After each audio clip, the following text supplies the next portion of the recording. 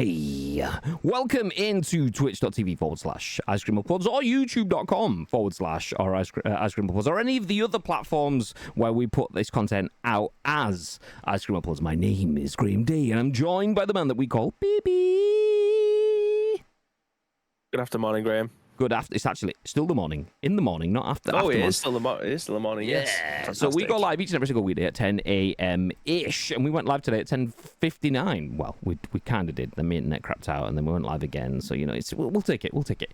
But we are here to give you our thoughts and our impressions on the biggest, the best, and the breaking stories from the world of video games, and then we'll give you our thoughts and impressions on those stories. But we want to hear your thoughts and impressions, and your thoughts and impressions on our thoughts and impressions. That's kind of how the whole thing works. So if you are in the stream, we are live on twitch.tv/Ice Cream Uploads. Please do feel free to get involved. As mentioned, we went live today at 10 a.m. ish, as we do each and every single weekday, hopefully. Fingers crossed, going forward from now. We've had a little bit of a patch few weeks because, busy work stuff. We do work in video games, which is why all of our content is focused around video games. But it means that we have to, put the work stuff first. So sometimes the content suffers, but we appreciate everyone that jumps in nonetheless. And if you have jumped in, make sure that you do get involved in the show because it was important. There's a lot of people that watch this on demand. We might stream on Twitch, but the live stream is turned into a podcast, a video on YouTube, and an audio podcast on iTunes and Spotify and Amazon Music and Google Play. There is lots of places where over 200,000 people have watched and listened to this podcast. So please do feel free. Get involved. Nice.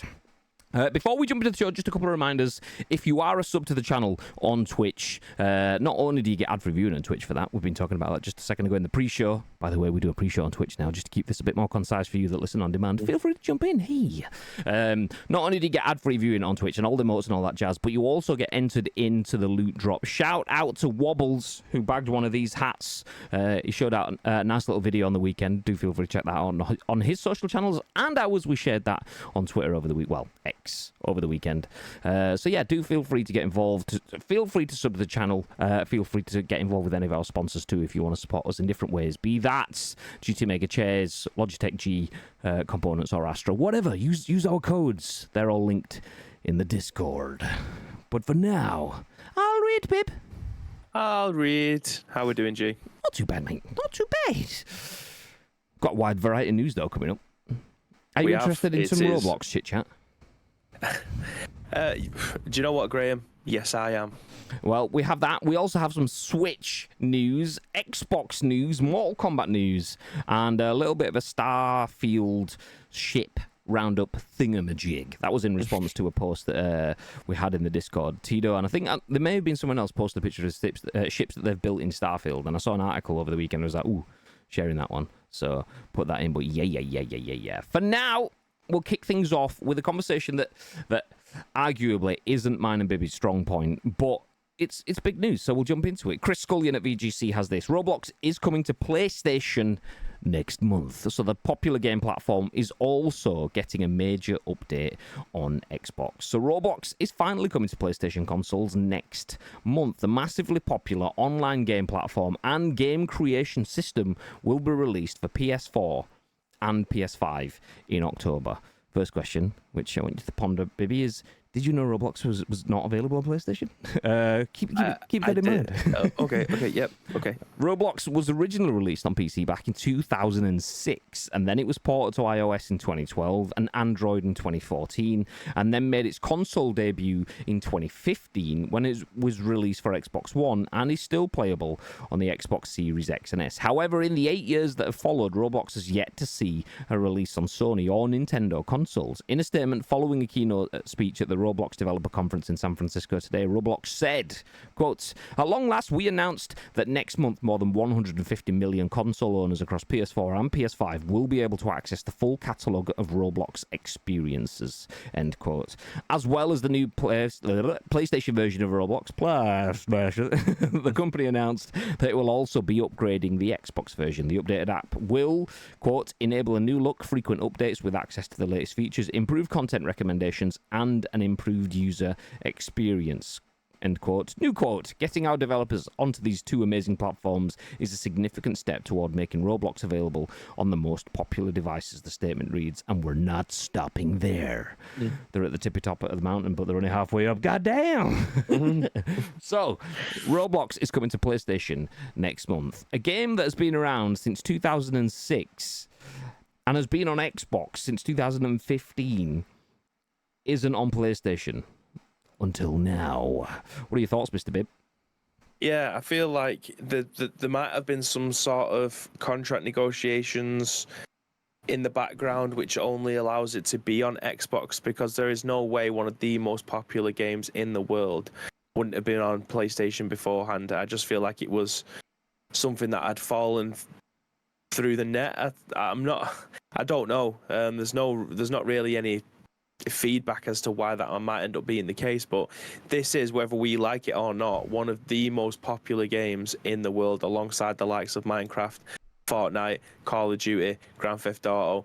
It's not aimed at us, but there is game modes in there that we featured one not that long ago from someone who created what looked like a Call of Duty clone within Roblox itself. Yeah, like it looks amazing. Like it's not just blocky characters now. Like people are actually being able to change the way that the game looks to make it look a lot more realistic. I mean, you can say the same with Minecraft nowadays, with all the ray tracing stuff and things like that have been added to it. We're a million miles away from what the game looked like 5 or 6 years ago. It doesn't surprise me now that it's obviously making its way over to PlayStation, because, like I said, it's one of the top 5 games in the world and has been for such a long time. This might end up being one of the games where people don't want an Xbox now for Christmas and might want to be having a PlayStation one. More than likely not people our age, but certainly kids who probably want an Xbox Series S or an X to be able to play Roblox, that have been playing it on their Xbox One for the last God knows how long. So it's just another medium to be able to play one of the biggest games ever. And the only thing that surprised me is that it hasn't come onto the console sooner.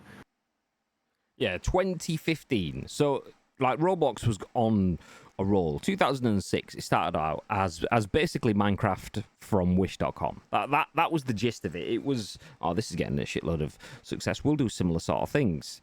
And it was very much that. It was your Wish.com version that kids would watch when all the Minecraft content had dried up and they needed something new.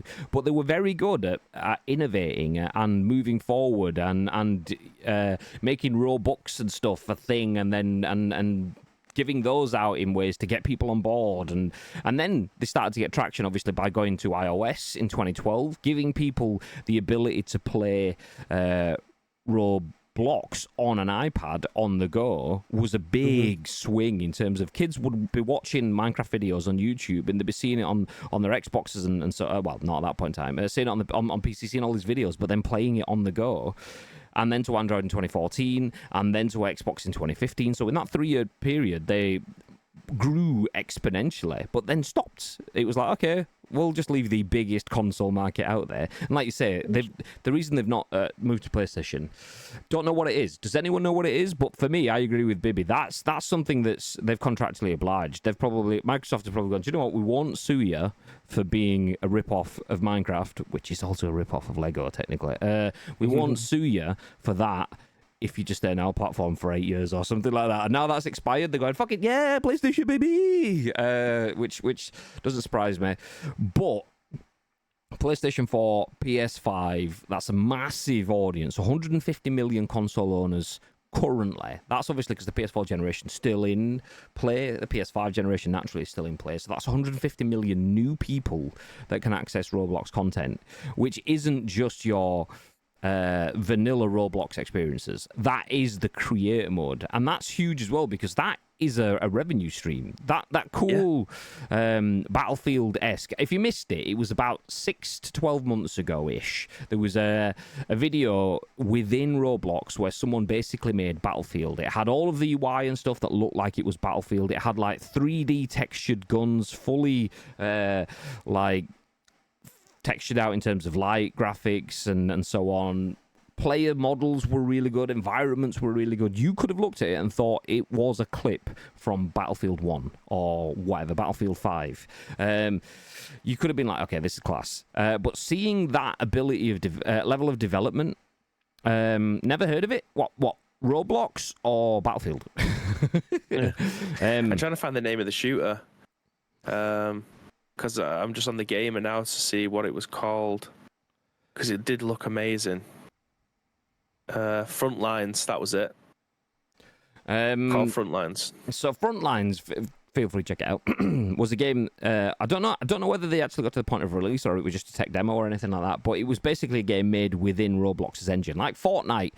This is how good Roblox were. Fortnite have followed suit with their creator and stuff now. Roblox is having kids make games in their games, and there is a question about that because they're not really paying their dues. Whereas you've got a game like Dreams that makes people create games and then allows them to release it and keep all the money for themselves. Jobs are good. And Roblox was like, hey, you want to spend hours making games? We'll give you 4 Robux for that.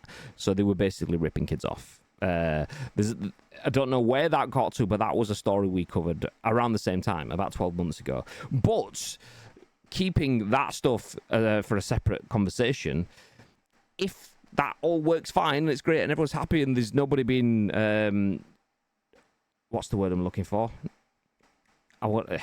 Not abused, but people taken advantage of. If no one's taking advantage of any kids out there and making them play games, or developers are getting shit crack of the whips in terms of revenue streams or whatever, if all that works fine, this is 150 million more people that can access a game out of nowhere, and shit like that moves. We've seen things like Fall Guys. I know it obviously wasn't within Roblox, but we've seen things like Fall Guys and Rocket League and what was the Resogun, stuff like that. Stuff that is different, that is niche, that is indie, that just pops.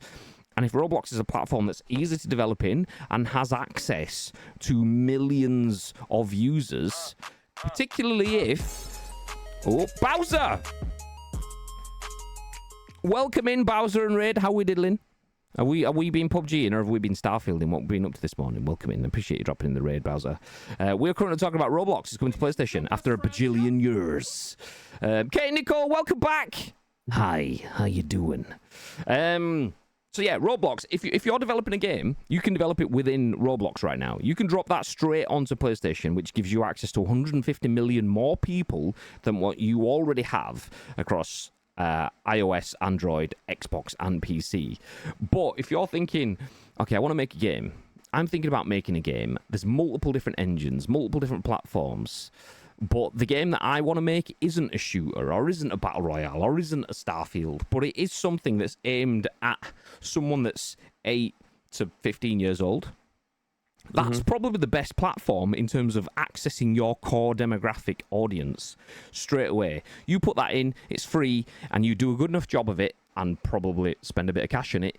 That's it. You've got access to bajillions of people across multiple platforms. So it's not for me. I'm not interested in playing Roblox. I will keep my eye on where it goes with its content and stuff. But yeah, it might not be for me, but you can't argue that it's a phenomenal system. And I'm interested to see how it goes on PlayStation 8 years after hitting Xbox. The bot is still broke. Yeah, it's a strange one. I'll leave it for now, but I'll have a look. I'll have a look afterwards. Thank you for the shout-outs, though. I appreciate that. Exclamation mark uploads. Did you want one of these? Uploads! Uploads! Uploads!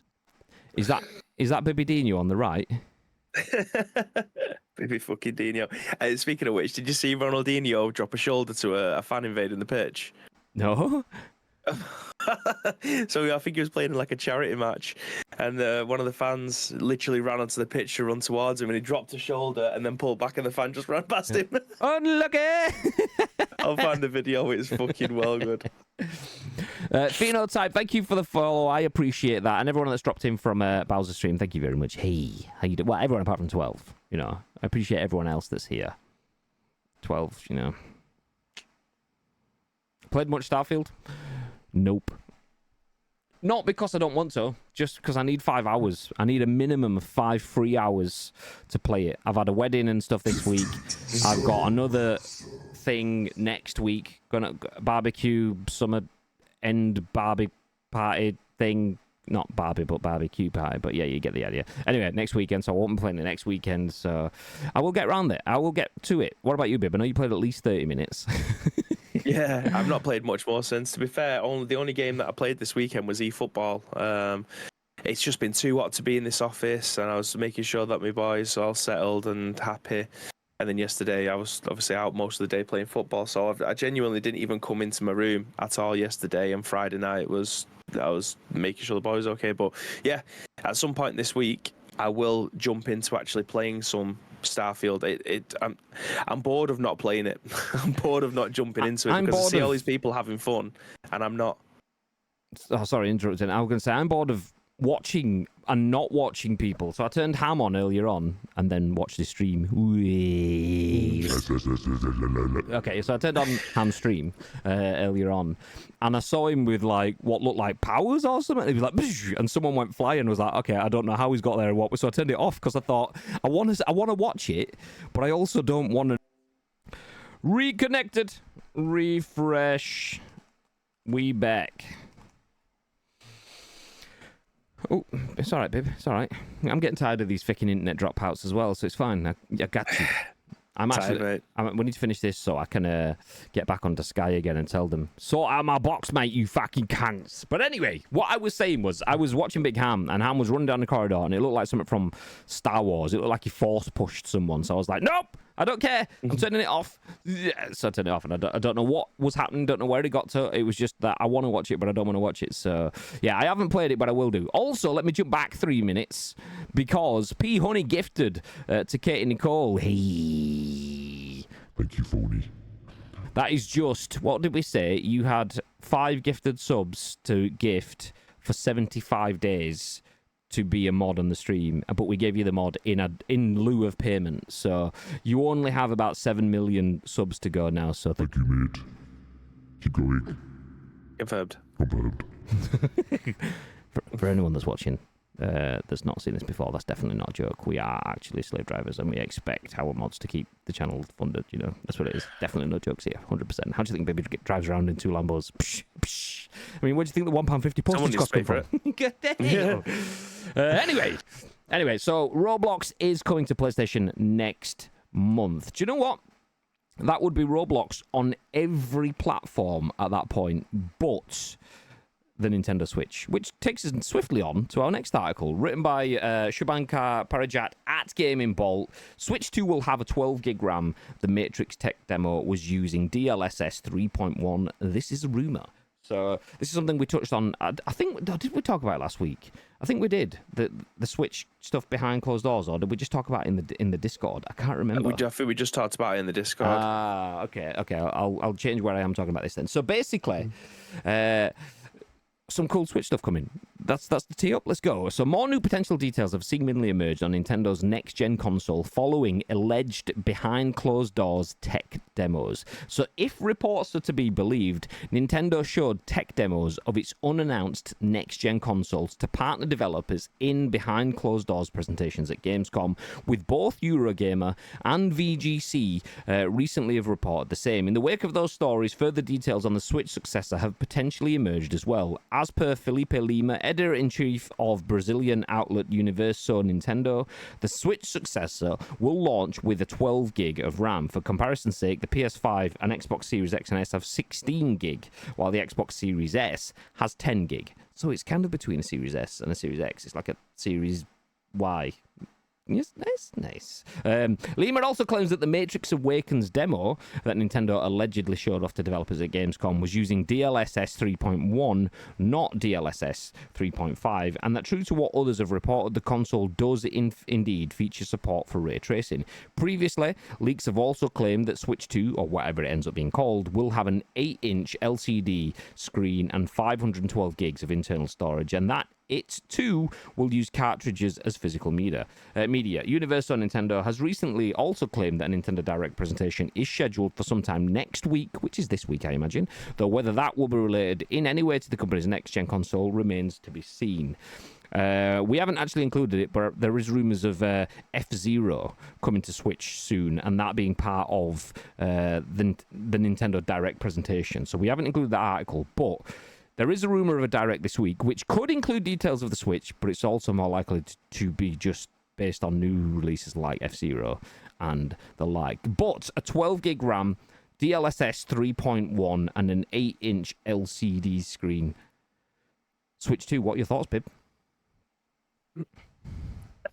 I can't wait for it, and I know it's going to be more powerful than what we've got now. But the fact that it might be between an Xbox Series X and a Series S, I can't see it unless that the only way that that's available is if it's plugged in, because that would mean that it's more powerful than the Steam Deck, and I can't see that being the case. I think we've got the ROG Ally, I think it's called, which I've not gone in depth as to what the output and the purpose of that compared to the Steam Deck. I don't know if that's better than it, but still, I feel like it'll be compared to what we're getting or what was being told about the Switch 2. I feel like it'll be the Switch 2 will be more powerful than those two, and I just can't see it because it will literally drain the battery like nobody's business. There isn't a way for, I don't know how we haven't got to this point yet, but there isn't a way to have like a 6-hour battery on your Steam Deck and things like that yet. It's just not, they've just not been invented, or they have, and it's just not safe to be able to use under extreme temperatures and things like that. They're just you can't just put a new battery and stuff. It needs to be rigorously tested across the board. Will it break your screen? Will it overheat? Will it catch fire? Will it stop the vents from working and things like that? So the specs that are being released now, until I genuinely see something official from Nintendo, I can't take it seriously, because there's just so much hearsay, which there always is regarding a new console. Let's be honest, like, until we get very much like the football thing where it doesn't happen anymore, but you used to always get the players holding a scarf above the red inside the stadium. Like, that was what I took seriously, not Fabrizio on Twitter saying, here we go. Like, it doesn't always work out, but someone inside the stadium holding a scarf up does. So until Nintendo give us an idea of what this machine is going to be capable of, that's the only news and that's the only details that I want to know, because until then, I think it's hearsay. I don't believe that what's being spoken about at this moment in time is the truth of what we're going to be getting in this console. I don't think it's physically in the real world to be able to make something like that at this moment in time. Otherwise, it would have been done already. Nintendo will not be at the forefront in regard. I mean, they are in terms of what they made with the hybrid console, but in terms of what they usually put out graphically and performance-wise, they are usually a step behind everybody else. Like, you'll have the PlayStation 4 coming out, but they'll still be made. But Nintendo will be more than happy with PlayStation 2/PlayStation 3 graphics. Do you know what I mean? Like, they're not at the forefront of performance and graphical fidelity when it comes to consoles. So I can't see them being in between those two consoles. If anything, it will probably look like an Xbox One Pro or something like that. Xbox Series whatever, not the X, not the S, the one that came before it, Xbox One X. I think that's what they'll be going for, rather than what modern day consoles. I'm happy to be wrong though. Yeah, I'm not sure because, like, I was thinking Steam Deck and ROG Ally. Speaking of that, by the way, I keep hearing people calling it a ROG or an ROG Ally, and I feel like, I know Republic of Gamers is a long ass name, and ROG is short of that. But I always thought it was ROG, Asus ROG, rather than Asus ROG. Why we're making it 3 syllables when it could just be the one? What the fuck? So it's ROG for me. I don't care. You can GIF and GIF me that all you want. It's a ROG.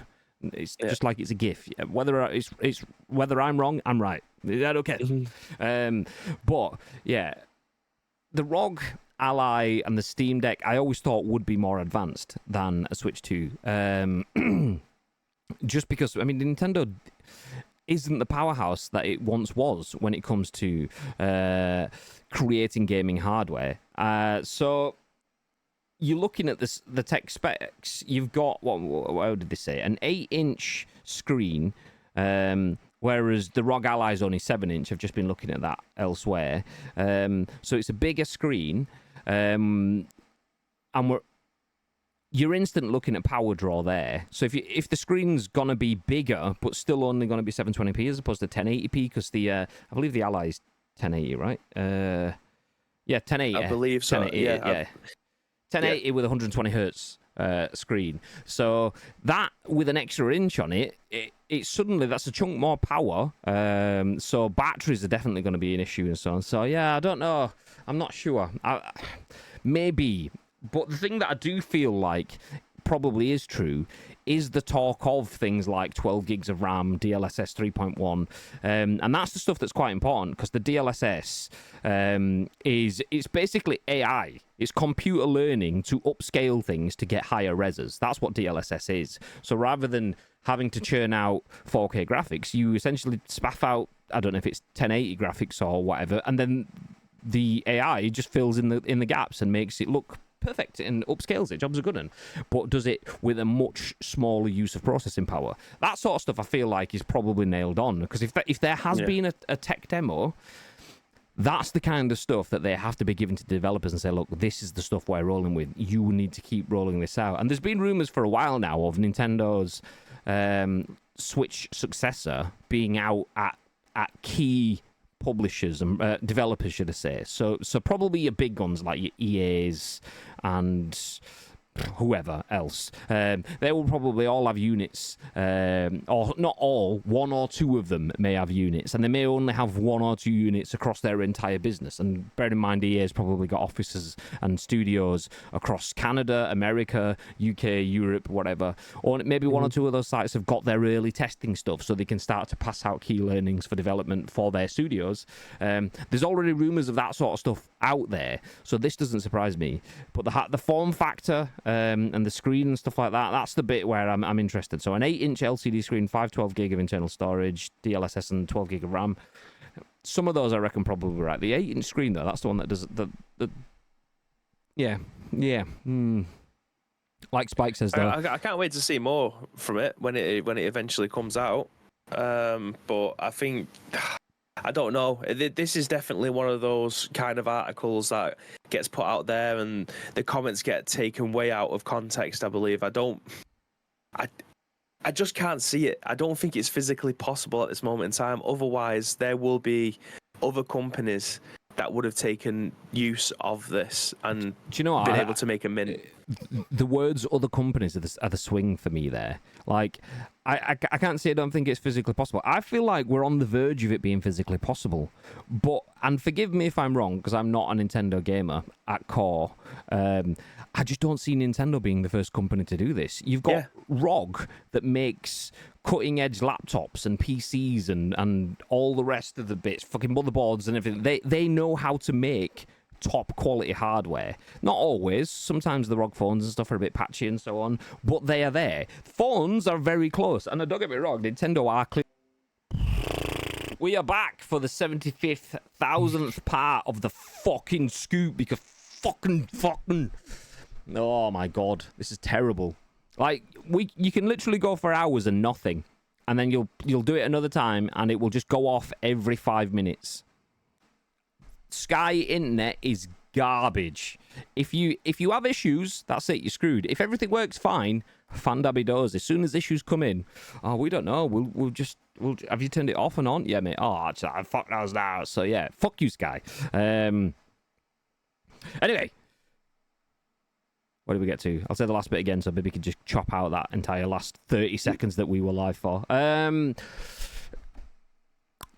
Yeah, Asus is known for making good quality hardware, to a point-ish. Up and down the spectrum, some bits might fall off, but they've made such a wide variety, really top spec, really good laptops that are pushing the boundaries in terms of dual screens, touch screens. There's a really cool one that's got that fucking whatever that screeny bit is in the middle that's fucking badass. So they make good stuff. Nintendo for the last 5 years have only made variations of the Switch, which doesn't push the boundary in terms of hardware. It's all right, but not really exceptional. So them being the ones to push the envelope forward, I just don't see that. That's where things fall down for me with these Switch rumors. Like it having an 8-inch screen and 1080p and a battery that lasts more than 8 seconds just doesn't seem viable. It feels like, yeah, they might have an 8-inch screen, but how big is it going to be? How heavy is it going to be for you to be able to stay and play it for more than 2 hours kind of thing? So, yeah, I'll keep an open mind. But we'll have to wait and see what we actually get. So that is Switch 2 rumours. I'm going to put a pin in this conversation, though, because fuck me, the Sky Internet's going to be wank. We are taking forever, so I'm going to start picking up the pace to get through the rest of the show. I apologise if things go a little bit quick for you now, but technical limitations. And it's not just about the Switch, it's my internet. There we go. Okay, next news. This is written by VG247's Oisin Kuhnke, and it says Xbox to reveal new Game Pass titles during Tokyo Game Show broadcast. So not only is there potentially a Nintendo Direct this week, but there is also an Xbox broadcast this month too. So Xbox has announced it's hosting a digital broadcast during the Tokyo Game Show later this month, promising to reveal more titles that are coming to Xbox Game Pass. Kicking things off on the show's opening day, the Xbox digital broadcast is making its way back to the Tokyo Game Show on September the 21st, and that will be at 10 a.m. BST. According to a blog post about the broadcast, quote, players can expect to hear progress updates from Xbox and Bethesda Softworks and see a creatively diverse collection of games from creators predominantly located in Japan and across Asia, end quote. The post also noted that there will be news about new games coming to Xbox Game Pass, which continues to grow with great content from teams all around Asia. If you want to check out the broadcast, you'll be able to do so on the official Tokyo Game Show YouTube channel. The broadcast will also be available on select Xbox social channels in Japanese, English, Korean, simplified Chinese, traditional Chinese, Malay, Thai, Vietnamese, Indonesian, French, German, Castilian? What is that? Spanish, Japanese Sign Language, Australian Sign Language, and audio descriptions in Japanese and English. For some reason, those channels weren't specified in the post, though a full list will apparently be available the week of the show. Interesting that it's going to be on the main TGS YouTube channel, but select channels after that. So it doesn't go into details of what the games are going to be, but Square Enix is probably committing to better Xbox support early this year. And if it's talking about Asian games from Asian developers, potentially could include some Square stuff. The fact that it mentions Game Pass as well, I feel like that's probably where they go broad spectrum. So for those who don't know, Tokyo Game Show is one of the biggest games industry events in the global calendar. We don't get as much focus on it in the UK because we were sandwiched between E3 and Gamescom. So we had all of the content. And then TGS was a slight tangent, more focused to Asia markets, but still gave you massive content on the biggest games out there. So I wouldn't expect this just to be an Asian broadcast. I mean, it could be, but I wouldn't necessarily expect that. I would include things like, if they're looking at Asian developers, obviously it mentioned Square there. Konami could be in there. I don't know that. We do work with Konami. I don't know whether they are or aren't involved in that, which is the reason why I could say that. Capcoms and the like. There is a lot more Asian developers in there. I mean, PUBG, Korean. They could be there too. Who knows? So yeah, expect. I'd say probably a good central focus on Asian content, because Xbox pre-launch had a big focus on trying to sell more Xboxes and get more of a foothold in Asia, and then post-launch we're doing so bad that a lot of developers stopped selling Xboxes entirely. I remember Enix, who's he's an export. He definitely is an export, but he will also stick the boot in as well if they're not doing it. So yeah, he was like, "Fucking, they're not even trying. People aren't even selling Xboxes now because they're so shit." Fucking. But I mean, Enix also likes his JRPGs, so seeing them commit to deliver more JRPG content, more content focused at Asian audiences, and then not really do anything with it. This could be them getting back on track now. Okay, we've got our Starfields, we've got our Redfall over. Now we'll start to do a little bit more localized content. So could be good, could be good. I'm interested to see what comes out of it. Do you expect we'll get something, any curveballs, any good stuff that we didn't expect, or?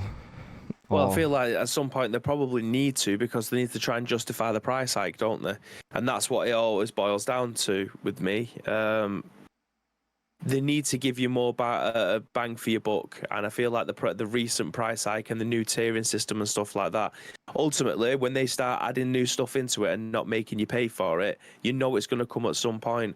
But that some point also needs to have, I don't know, either big titles or a small price hike. Whereas this was, I think it was like a couple. No, it wasn't just a couple of quid. I'm sure it was like 3 or 4 quid tacked on top of your normal subscription, but then it gets split out into different tiers as well. So ultimately, when they go out and buy new companies, and that they want to try and inherit and bring them in as an in-house studio, we ultimately end up having to pay for that, regardless of whether or not that's through time or money. More than likely, it's usually money, especially with the titles that they were bringing in. So, yeah, I feel like to keep people happy and to keep the subscription model going, because it's going to get to a point where they might end up chasing the tail. Like, they're just not bringing out enough new stuff for people to want to resubscribe again.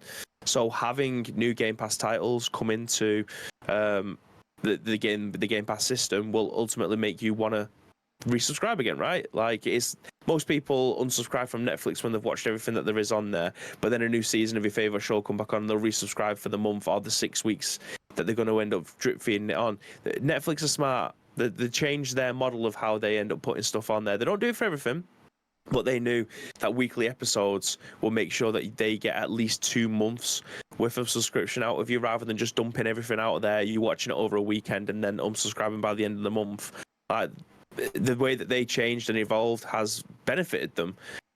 Whereas obviously Game Pass is a little bit different, because the stuff that you consume, it isn't just 10 hours worth of content. It might be 20, 30, 40 hours, and you can't necessarily cram that in over a weekend. It might take you a month to be able to get through half of the game. So yeah, I feel like them having to keep having to re-add stuff to it, whether or not that'll be lapsed stuff or brand new stuff, I feel like they might end up having a merry-go-round that'll never stop, because they need to keep on fulfilling their customer base.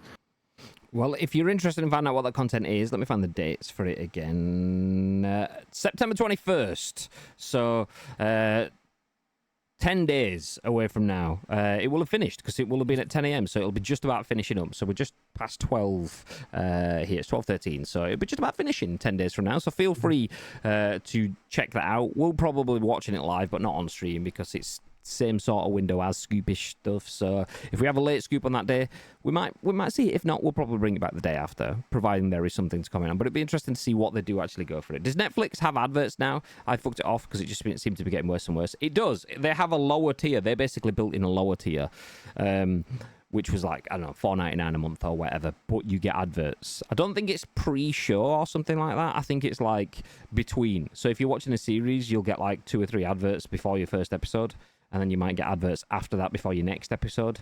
So in that sense, I don't think it's horrendous. It's a good option for people that don't have the money to spend and want something there. If you do have the money to spend, then you can just not bother with that. But bringing it in at a lower end, I feel was a good thing. Inevitably, they're going to push the prices up. But if they'd have pushed the price up and made people that become the de facto low end, then that's kind of a shithouse move for me. But bringing it in low and then slowly building it up is probably the right way to go. Yeah, not for me. The whole reason I love Netflix is never have to do with that. Same. I wouldn't want it. What's the point? You're spending the money for a subscription to be able to watch it where you want and when you want, but you can't watch it because you've got to wait 6.5 days for it to get into the fucking thing. Nah. That's where you just jump over to a Paramount Plus or a Disney Plus or whatever. Speaking of which, The Bear on Disney Plus, by the way. Amazing, isn't it? Yeah, we watched amazing TV. The entire season 1 last night, like all from start to finish. It's so good. Like it was a Bamba recommendation to us to watch, and then we didn't stop watching it. Like we're watching Suits now. We only ever watched a few episodes before and we enjoyed it, but now we're watching Suits from the beginning. But yeah, The Bear was unbelievable. Yeah, really good. I love Matty memes. Matheson. Exactly. Matty Matheson is amazing. Is that like I watched the Punisher? Pardon? Is that the Punisher? I don't know. I know the name, but I don't know. Matty Matheson's the big guy. Has loads of tattoos. Yeah. Has a mustache. But I've watched him for years. He is a chef. Like he is genuinely like a celebrity chef. He had his own TV show on Vice, and he's got a YouTube channel. Watched his stuff for like 8 or 9 years, and then the first episode you see him come in, I'm like, oh my fucking god, Matty Matheson's in this. Like I had no idea. It was a nice little treat, but I love him. I've seen him before, but he just looked like your comic relief dude that could be in anything. But yeah, it's good. Anyway, forgetting that, we'll jump into the next bit of news. This one is one for Spike about Mortal Kombat. Mortal Kombat 1 reveals Jean-Claude Van Damme gameplay. This was written by BRUNA at Game Rant. It says Mortal Kombat 1 reveals gameplay for Jean-Claude Van Damme's look for Johnny Cage, one of the game's most anticipated skins. Also one of my favourite characters ever in Mortal Kombat. Johnny Cage, by the way. So Mortal Kombat 1 has released the gameplay trailer for Jean-Claude Van Damme's skin. Mortal Kombat 1 is a big moment for fans as it marks the second reboot for of the franchise with a large cast of returning combatants. Fans now have one more reason to celebrate. This week, Mortal Kombat 1 revealed the first footage of the Jean-Claude Van Damme skin for Johnny Cage. Van Damme's arrival in Mortal Kombat 1 ends a 30-year wait after unsuccessful attempts to collaborate with the actor. The Van Damme skin is the third look confirmed for Mortal Kombat 1 and will be available to players who buy the premium edition. There are also 2 more confirmed skins, with Sub-Zero's Dia de Muertos, or Day of the Dead skin, exclusive to players in Latin America who pre-order the game. Brazilian players who pre-order Mortal Kombat 1 will get a Tanya skin that pays homage to Brazilian culture. Mortal Kombat 1 recently released the gameplay trailer for Van Damme's skin with a younger appearance similar to when he appeared in hits such as Kickboxer. I was thinking the exact same thing there. I didn't know that, but I watched Kickboxer about a month ago, and I was thinking that looks like Kickboxer Van Damme. Anyway, he battles Cage, followed by Raiden and Geras. I don't know that one, showing fans what Johnny Cage's move looked like when executed by Van Damme. The trailer then reveals another Johnny Cage fatality in Mortal Kombat 1. Van Damme kicks his opponent into a luxury car through the windshield. He then opens and closes the door, slicing his opponent in half in true Mortal Kombat fashion. Van Damme then sends the car off screen along with his opponent with an over-the-top ending, just like Cage's finisher. There you go. I'll just hit play on it for anyone that's interested in seeing it. Does this tickle your pickle, bib? This is probably going to offend you and a lot of other people as well, but I think there's very limited films that I've seen Jean-Claude Van Damme in. Like, I don't have that. I tell you what, I've seen more Coors Light adverts with Van Damme in than I have seen films. That's, what the fuck?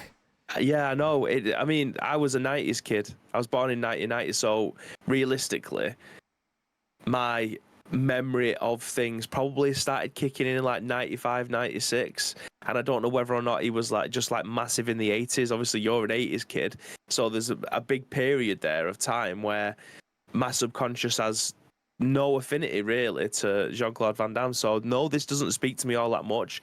I know he is obviously a global icon, but yeah, this isn't the tickle the pickle moment for me. Absolutely someone like you, absolutely someone like your brother, absolutely someone like Jan, but definitely not for me. I mean, Street Fighter 1994. God damn. Never seen it. What? Never seen it. Kickboxer, Time Cop, Bloodsport, Universal Soldier with Dolph Lundgren. Sheesh. Never seen any of those. Honestly. Well, we'll forget the Expendables because they were terrible films for a lot of actors, and it wasn't his strongest point. To be fair, if you do like Jean-Claude Van Damme, I'll leave the video playing for now, actually. If you do like Jean-Claude Van Damme, that series where this is the bit where he gets chopped in half. So the series where Jean-Claude Van Damme plays himself, a bit tongue-in-cheek, and then there's another one. There's like a film that's similar. Both are actually pretty decent, as far as I'm told. We watched the series. Was it called Jean-Claude Van Summit or other? I can't remember. It's like a self-mocking series. Also, it's not his Kickboxer look. It's based on Bloodsport. Oh, there you go.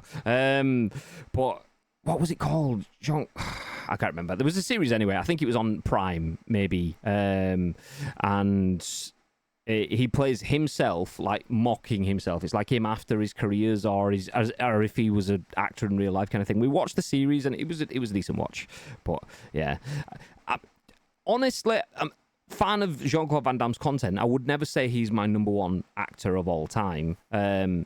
But I'm a big fan of Johnny Cage too, so getting Jean-Claude Van Damme and Johnny Cage some love, but it's the story behind it that gets me. The fact that they initially tried to get Jean-Claude Van Damme in the very first Mortal Kombat 30 years ago, and it was pretty much agreed, but then there was like basically contract clashes or calendar clashes. I think it was more like calendar. They just couldn't mirror it up because he had to do something else, and he had obligations to do this, that, and the other, and it was too close to something else he was doing at the time. So they tried again and again and again over 30 years, and similar sort of stuff. So now, finally, 30 years later, they get a chance to reboot the franchise and get Jean-Claude Van Damme in there. I think that's really cool for me. Yeah. It's your Funko Pop crossover. It's Fortnite getting Optimus Prime and stuff like that. It's similar, same. Crossing audiences for commercial sake, but the fact that it has some longevity and he is the inspiration for Johnny Cage. That's a big win for me. Big win. Didn't they bring Megan Fox in as is it Sonya Blade? I don't know. You mentioned this the other day, and I was like, I don't know. I remember she was in Diablo, but I've not actually seen. But then I did see something on the weekend about Megan Fox Mortal Kombat kind of thing. Yeah. Ah, she plays Natara. Oh, there you go. I don't know who Natara is. His brother Rob is better. RVD. Let's go, baby. So yeah, Mortal Kombat 1 reveals Jean-Claude Van Damme gameplay. We've seen the video. Nice. We're going to finish things up now then with just one quick look into an article that ties in something that was in the Discord. Tito posted a picture of a ship that he'd built in Starfield, which reminded me of an article that I'd seen on the weekend, which was this one from VG247's Oisin Kuhnke, and it says Starfield players are building Star Wars, Halo, and hot dog themed ships. Those three sci-fi things there: Star Wars, Halo, and hot dogs. Let's go. So I'm going to skip past all of the content in it. I'm sure Oisin Kuhnke's done a great job, and if you want to read the article, we can provide the link. But we'll jump down to the pictures.